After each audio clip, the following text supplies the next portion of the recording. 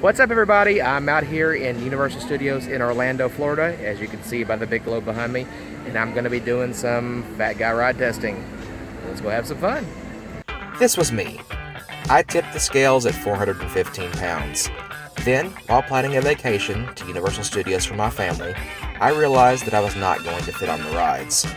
Worried that my size and limitations would ruin my family's vacation, I decided to start making some changes. This is me now. I'm still a big guy, but I've lost 94 pounds. And I'm still working on it. But while on my weight loss journey, I have rediscovered my childhood love of theme parks.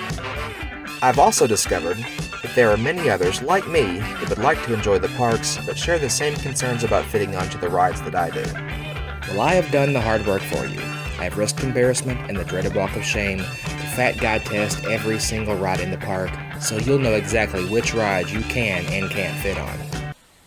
Here we have the map to Universal Studios, Florida. As we zoom in here, we're going to see the front entrance to the park. And as you come in, you're going to go down the main pathway here. And the first ride to your left is going to be Despicable Me, Minion Mayhem. Here are the ride seats for the Minion Mayhem. I'm not going to spend a whole lot of time on them because they're pretty self-explanatory and pretty simple. As you can see here, there are rows of 4 seats for 4 individuals. And they are kind of like bucket seats. There is a small divider, as you will see here, that can be a little bit uncomfortable if you are a little wide in the hip, but the seats are actually fairly roomy. I was able to ride at about 325 and didn't have much trouble with it. It did dig into my hip just a little bit, but I think someone up to maybe around 375, maybe up to 400 depending on your dimensions, should be able to fit in the seat without trouble. Now, as you can see here, there is a giant metal bar sitting here, looming ominously on the front of the ride seat, and that is going to pull down right in front of you like a giant lap bar. Now, the bar is going to pull down to a pre-specified distance, as you can see here, so that's going to cover everyone in the row, so you will have to be able to fit behind that, but it is very forgiving. There's a whole lot of give there. So if you're big in the gut, you can still fit on this thing. I'd say, again, up to maybe 375, maybe up to 400, depending on where actually you hold your weight. But it's pretty roomy and forgiving for even a larger guest like myself. And as far as I understand it, there actually is a seating area that is for those that don't want to go through the motion area that's not a pull-down bar, that's just kind of a sit-and-watch thing, because it is a projection show. So keep that in mind, and just know that's an option if you need it. After you leave Despicable Me, you're going to continue on this way to the next ride, which is going to be just over here on your left. You're going to find the entrance back here to Hollywood Rip Ride Rockit roller coaster. Here we have the test seat for Rip Ride Rockit. As you can see here, it's going to be bucket seats for each individual person, and there are dividers for your legs, as well as a kind of a cupping action to go around your bottom area and your shoulders. The seats themselves are fairly comfortable. I was able to sit down in the seat, but unfortunately, this little bar that you see here, this boomerang style lap bar, I was not able to get around me to ride the ride. It's a pretty tight fit. Was only able to come around me to about right here, leaving it probably about 8 to 10 inch gap. I'm not sure exactly how far it needs to come in for you to be able to fit, but I don't think I was anywhere close. There's a little light on the side of the test seat here that's supposed to light up green whenever it says you're good to go. I looked at it. I was probably, like I said, a good 6 to 8 inches from getting it to close into place enough for me to be able to ride. It depends on where you hold your weight. If you're a taller person, maybe you're a little lengthier in the torso area, maybe that will help you out if you're over 300 and tall. But yeah, if you're a average height person like myself, anything over 300 pounds, I don't think you're going to have a shot at this. It's probably going to be closer to 275 for a normal average size person. Of course, that depends on your body style and dimensions. Hopefully, when I go back, I'll be able to lose enough weight to ride again, but unfortunately on this trip, I wasn't able to do so. After you leave Rip Ride Rockit, you're going to go left back through the park here, and the next thing you're going to see on the left is Race Through New York, starring Jimmy Fallon. Here is the studio with the ride seats for Race Through New York starring Jimmy Fallon. As you can see, it looks like standard theater seats, but it's not quite what it appears. In case you need to check it out before you go in, there is a test seat out front, as you will see here. And as you will see, they are bucket seats like most rides are at Universal Studios. Now these, for the type of ride that it is, I believe are actually unnecessarily small and compact and a little cramped, to be honest with you, for what the ride entails. It does move around a little bit, but it doesn't move around all that much to be so tightly compact in here. I feel like they could have not used these little sidewalls here and made it a little roomier for the for someone like myself that might be a little bigger. Now, as you will see, there is a seatbelt on this ride, and because of where it is positioned, you may have to move yourself a little bit to be able to buckle it kind of behind and under you like I had to do. Now, I did have room at 325 when I rode this, but it was a little snug for my liking, and I could see, because of where the seatbelt's positioned and the length of it, as you get up toward about 350 or so, you might start running into some issues with, I think, maybe 375 may be in the cutoff on this. After you exit Jimmy Fallon, we're going to continue left around the park here, and you're going to come to the indoor roller coaster, Revenge of the Mummy. Okay, I'm going to cover the Revenge of the Mummy ride. First of all, let me let you know that they do not allow any bags or any loose items at all into the ride queue or on the ride itself. I had to put everything into a locker before you go in, so just be aware you're going to have to do that. Now, with that being said, we're going to go over here and look at the ride seat. This is the ride seat. As you can see, it is going to be bucket seats like the majority of the rides at Universal Studios. The train car for Revenge of the Mummy is going to sit 4 to a row with your, I don't think there's going to be any advantage to sitting in an outside or an inner seat.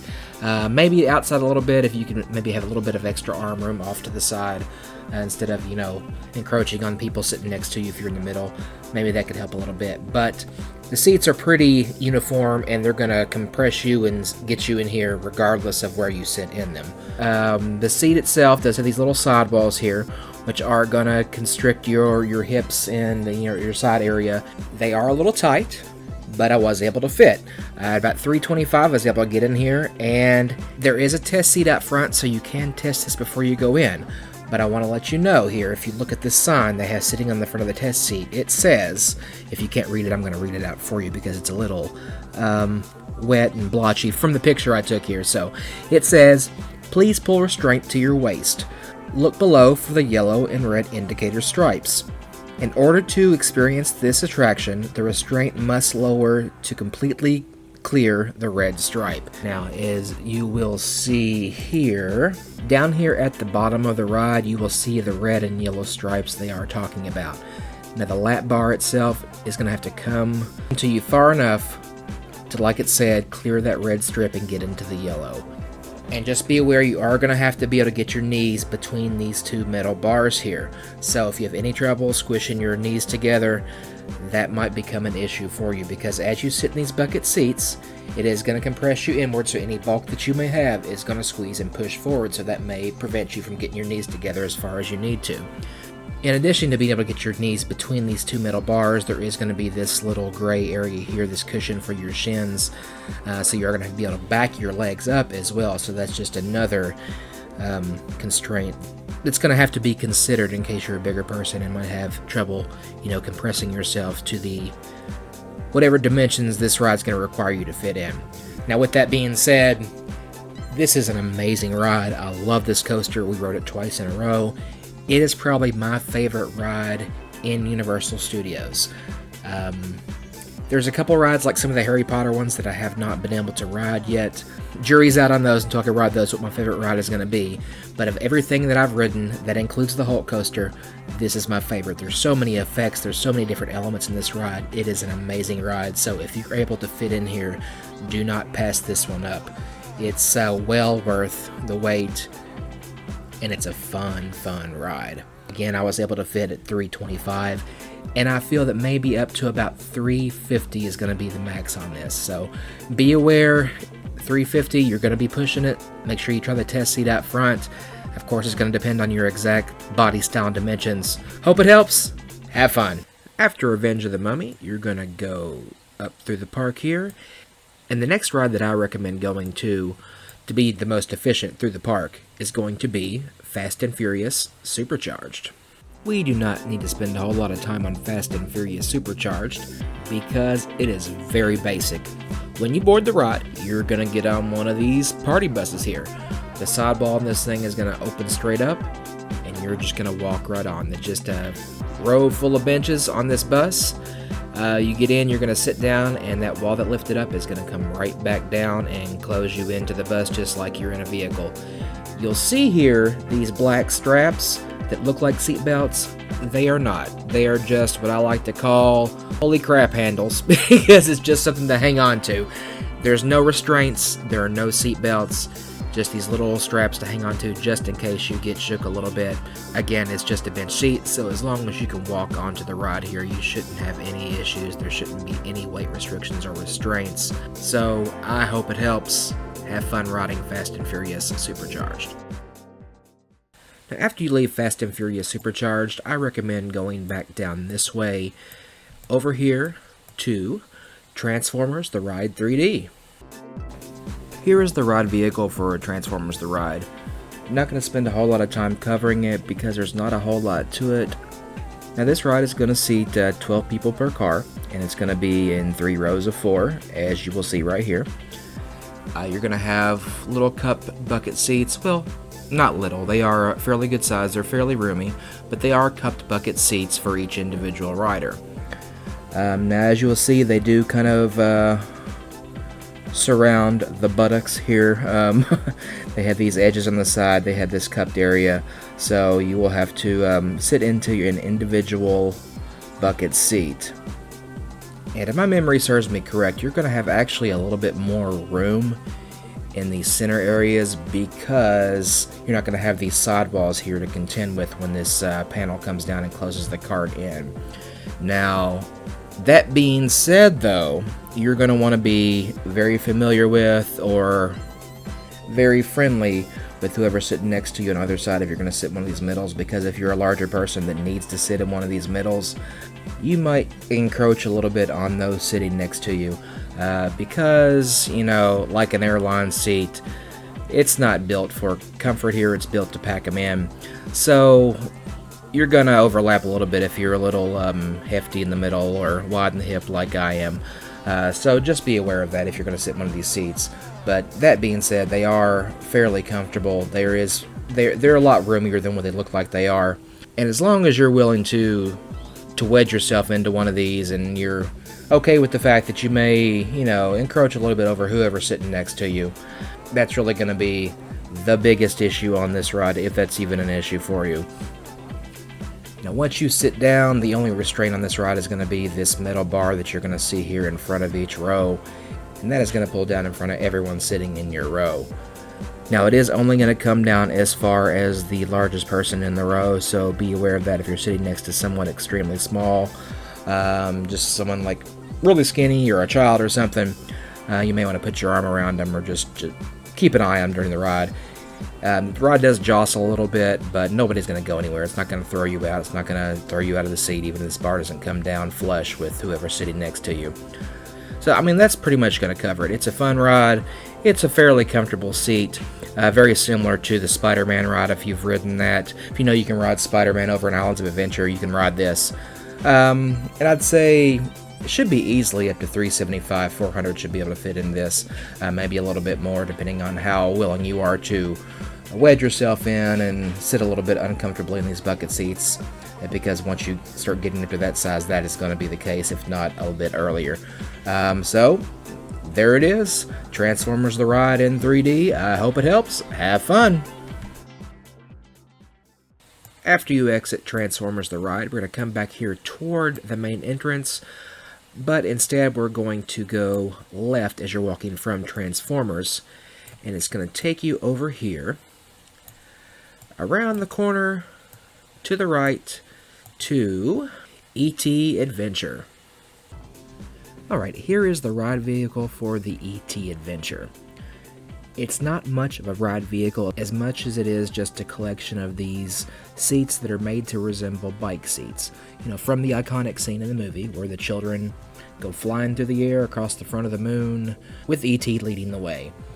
And E.T. leads the way in this too. There's a little E.T. in the basket that pops up partway through the ride, so that's fun and entertaining. So look out for that if you're sitting in the front row especially. You can see that. The back rows maybe not so much. These seats are bucket seats for each individual rider, and they look fairly wide, which they are, but the problem is going to be these metal bars here beside the seats. I'm just going to be completely honest with you. They hurt a bit. They're uncomfortable, and it really had me wedged in there. I was 325 when I rode this, and I was able to fit. I was able to shimmy myself in there where I was reasonably comfortable, but like I said, these things hurt. Yeah, so it's going to be a matter of how much discomfort you're willing to take to ride this ride. Now, once you get into the seat, these little lap bar things are going to pull down in front of you, and there's quite a bit of give on these things, so there's a whole lot of room for them to come down. So they're not really the issue. They're going to come down like a lap bar on a roller coaster.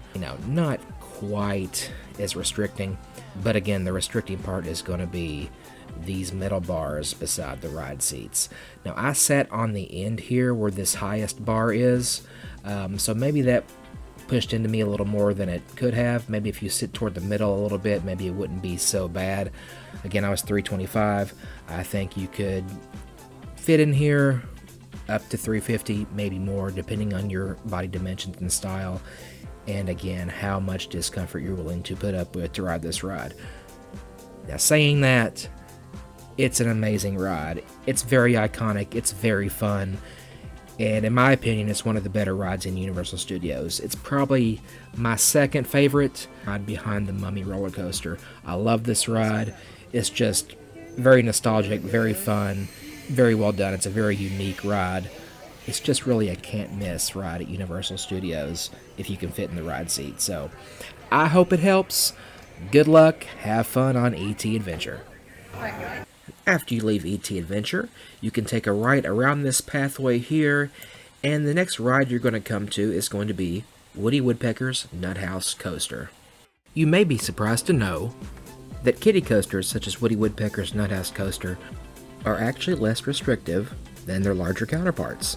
You'd think because it's for children that you'd want to double down on the safety, but the fact remains they are much less intense, so much less restraint is needed, as is the case with this coaster. As you will see, it is a bench seat, and it is fairly wide and fairly roomy.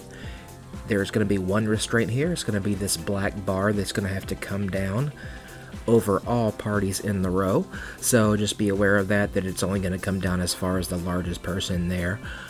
There is this little netting here over the black bars, and that's pretty much just to assure that your bags don't go sliding out when you go around the curves and stuff on this roller coaster, because you are allowed to take your bags on the coaster. You just stuff them down below under your legs and everything is going to be fine, because this is not that intense of a ride, but it is a lot of fun. So if you're in the area, there's not a wait, give it a try, you will enjoy yourself. When I rode this with my kids, I rode it about 325, but I can see someone easily fitting up to right around 400 pounds, maybe a little bit more, because of the way the restraint is. It's just a bench seat, so it's going to fit someone fairly wide in the hip, and with this one metal bar coming down, it's not going to be that hard to get it to latch down in place. So, there is Woody Woodpecker's Nuthouse Coaster. Hope it helps. Have fun.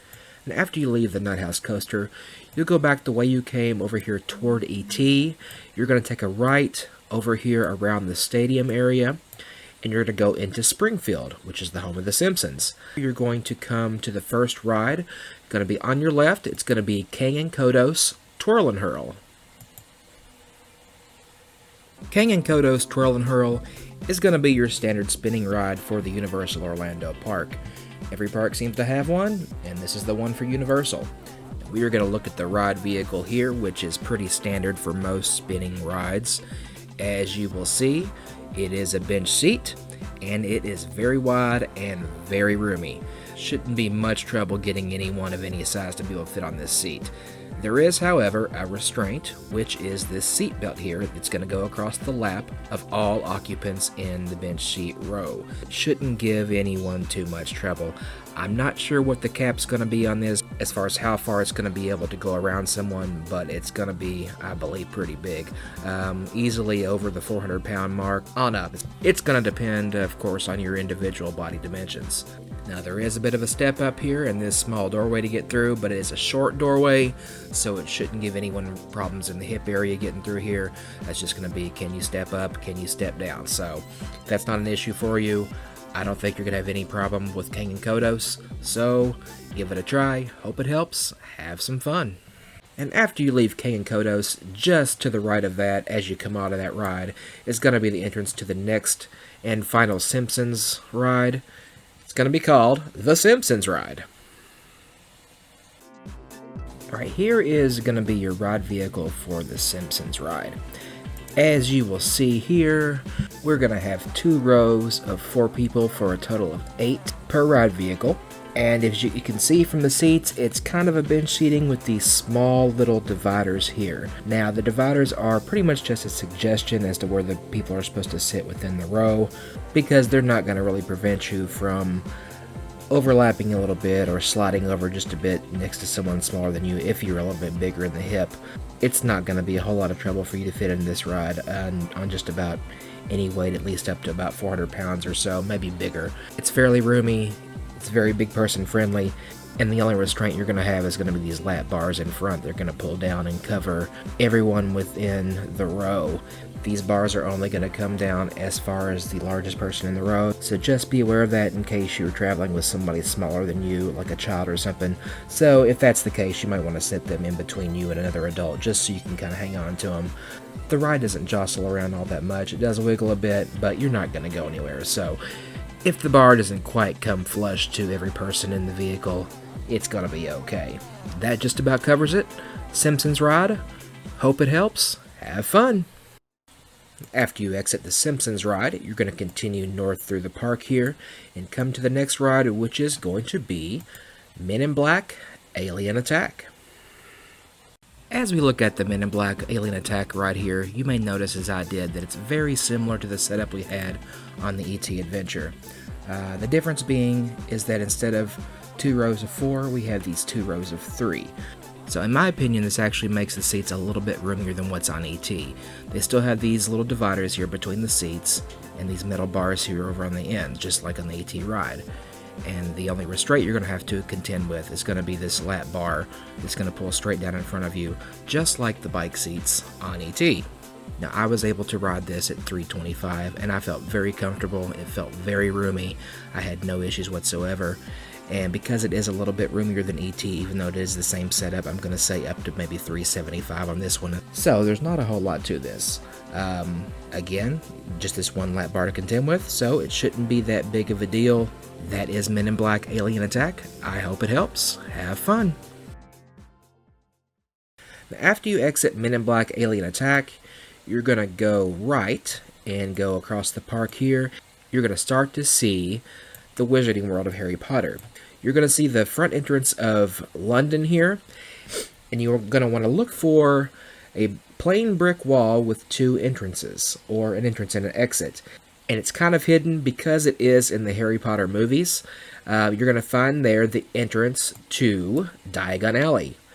And in Diagon Alley is going to be your main area for the Wizarding World of Harry Potter. And the only ride back in this area is going to be Harry Potter and the Escape from Gringotts.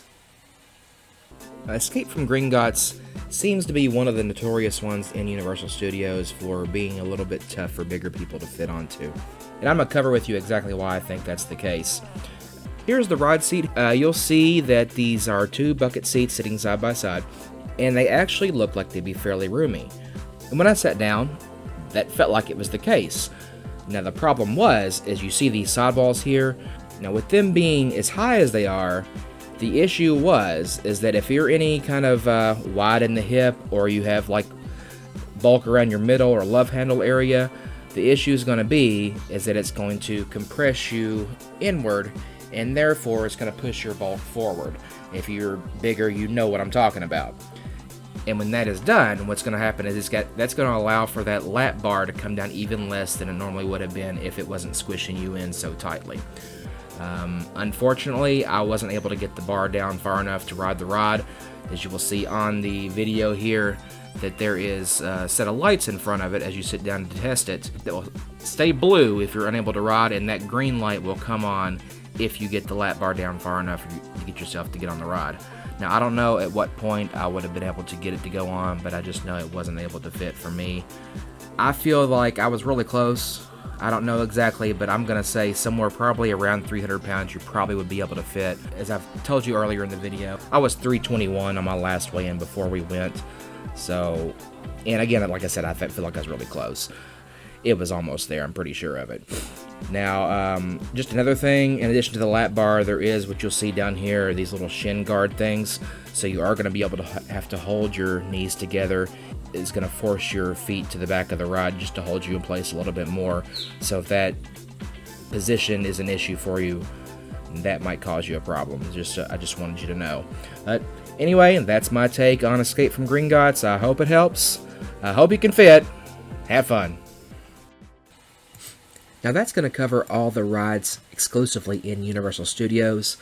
As you come out of Escape from Gringotts, you can go back out of Diagon Alley here, and just to the right of that is going to be the entrance to the Hogwarts Express, the King's Cross Station area, which is another ride, another Harry Potter themed ride, but it also serves as the connecting transport from Universal Orlando to Islands of Adventure.